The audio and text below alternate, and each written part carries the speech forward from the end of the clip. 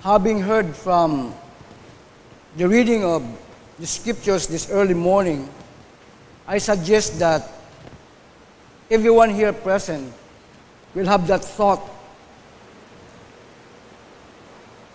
We are in a position of trust when we heard the word of our God. I suggest that everyone here present will have this kind of thought. We are in a position of trust when we heard the word of our God. Our gospel reading this morning will remind us of the main characters, that is Joseph as a family, Joseph, Mary, and Jesus.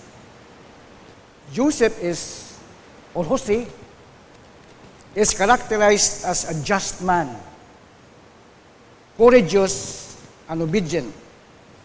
Mary, or Maria, is characterized as a strong woman. Why? Because she's being obedient to the will of God. And Jesus, the Savior. The identity of Joseph and Mary can be reviewed from the genealogy of Jesus, as we have heard that gospel reading yesterday. But when it comes to Jesus, we are to know Him by heart. We are to know Jesus by heart. We are in the third day of Advent Watch.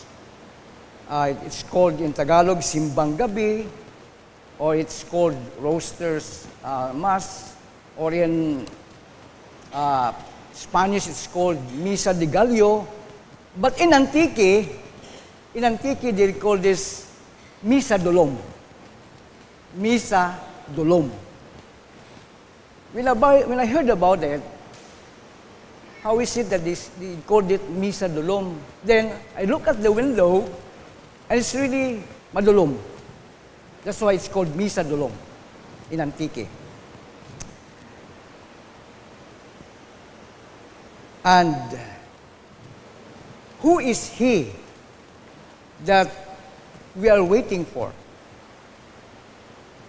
Your answer, my answer, is just the same. We are waiting for Jesus, our Savior. Undeniable. Hindi mabalibaran, hindi ma-question kung ano-ano pa. Kung question mo lang kara, ano ga-deny, halatong wan ilat kayuwasan.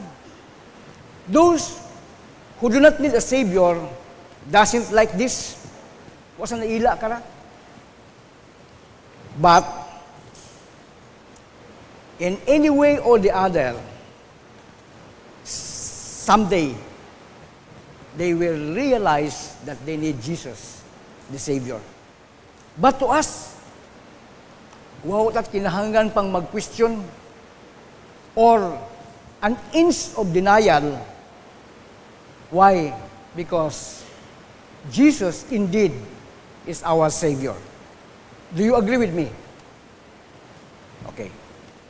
Jesus as our Savior requires relationship in thought and in the heart. Like what I've said in my introductory message, that I suggest that everyone here present will have this kind of thought. We are in a position of trust when we heard the Word of God. Sa kunino po yan ha? Now, let's lay it down, the Word of God, into our hearts. And this is it. When we lay down the Word of God in our hearts, we must accept Jesus as Lord and Savior of our lives. In our body, in our soul, and in our spirit. Because kung iya man lang sa mind, hay, hapaw-hapaw. Kung bagay, kung pagka manguguwas ni Ginoong Hesus, hay katunga pa lang. Kinahanglan ay mag-sink in sa tagipusoon sa imong bilog nga pagkatawo that He is really your Savior, and then accept Him as Lord of your lives. When I was young, I knew that there is God. Ako nga ning hambal kinyo katoy, kung may problema ako, in my younger days ay sanayot ang sa problema. Adlaw-adlaw I face problems. Ano ron? Kung sa bagay, pagkaon, humay suga, kung sa eskwelahan, bagon yung pamasahe, at bagon yung pagkaon, ag liginabisti. But when I learned a discipline, I knew how to make money in the early days of my life. Haman, kada gabi while at rest, nakabati ako at linagapok. Kung aga-aga, ay kapamati man ako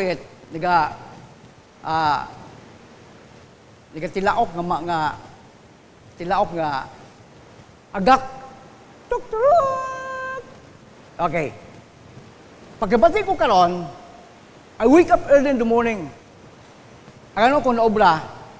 Kung siin habatian akong nahugog nga niyog, ay ginaadtunan ko, nagpugoton, agtipuno na akon.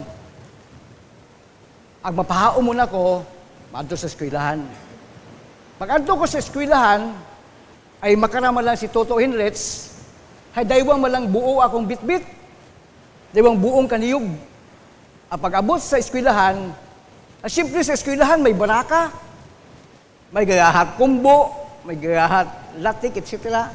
Ringong bit-bit na ako nga daywang buong niyog, ay ginabaylo ko ron pagkaon.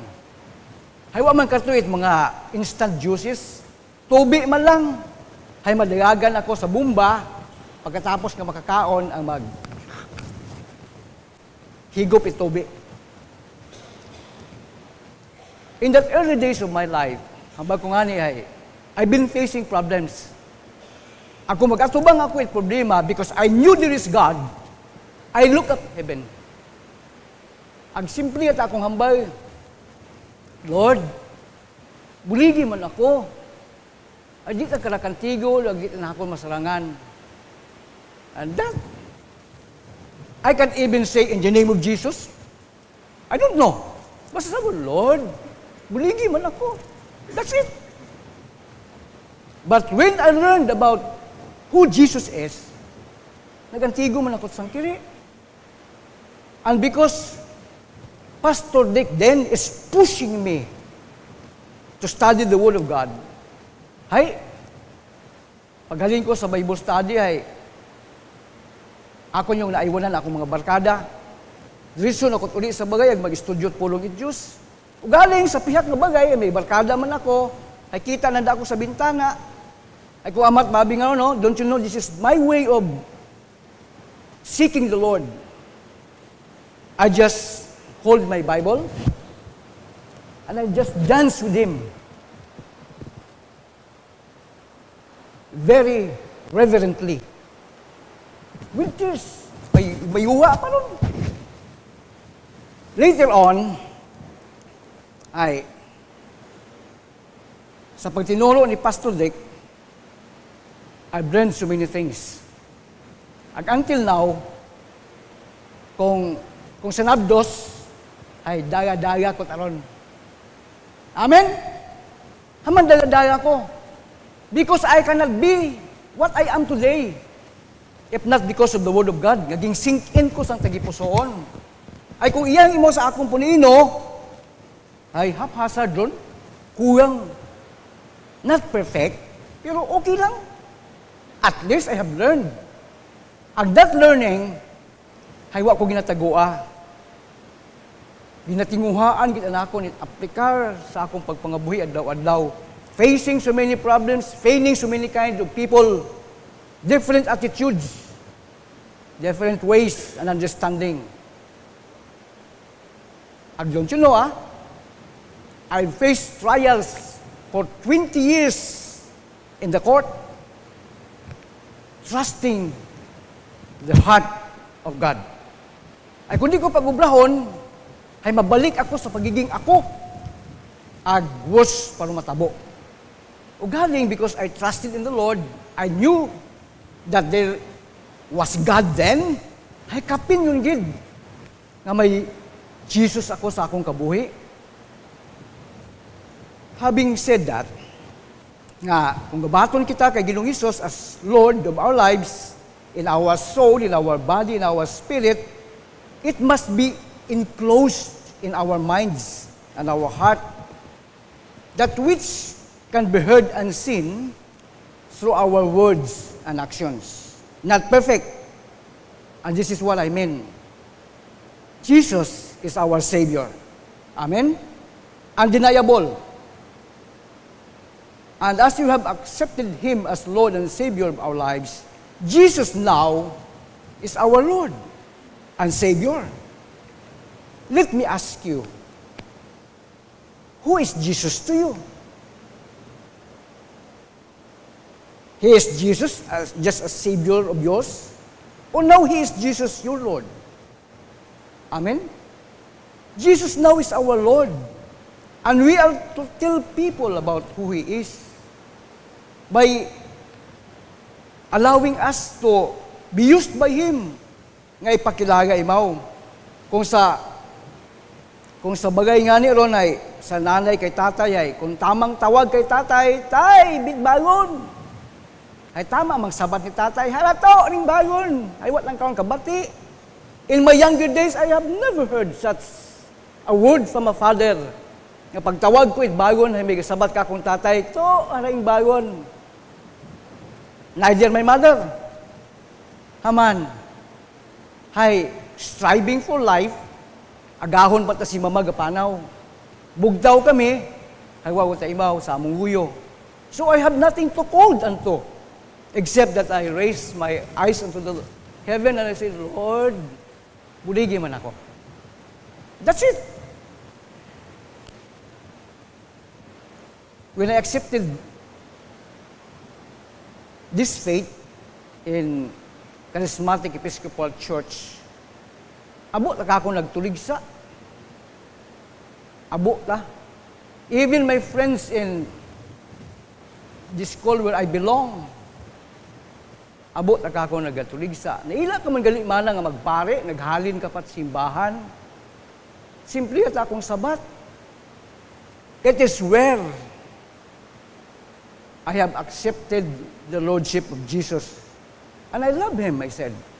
My love for God in the person of Jesus Christ was being brought me in the church.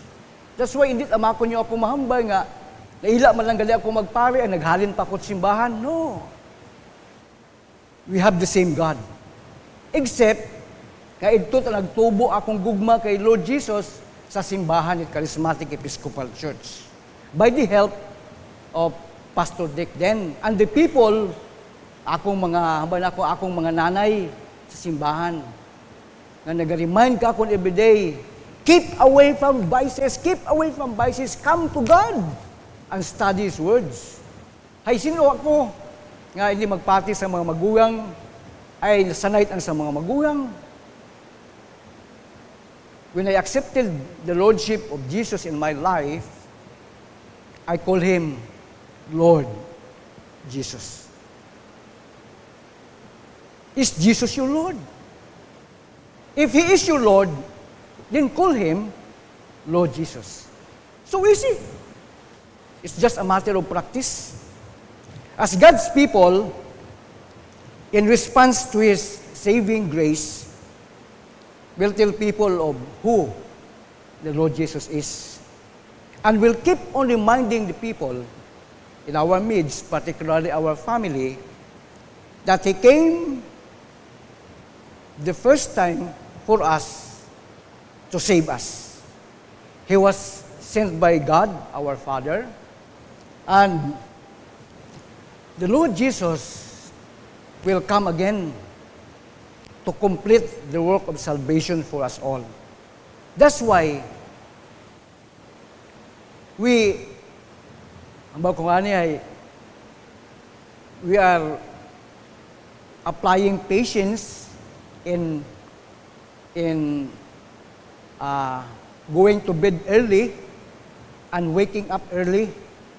Haman, hay sanay ako magkatulog it alas 10, 12 o'clock, kung may maginasakuan yung trabaho, hay, kung amat, waman ako katulog. But then, if I have my work in the church, abir, ano pang kamahay nga bayan kung ubrahon nga ron, I will leave that for the sake of my work in the church. I want ko talon, aman, hay may bukas pa. Amen? Ngani, tanan kita, nga may mga inaatubang, whatever it is, may bukas pa. At sa Diyos, may pag-asa. Ngani pa,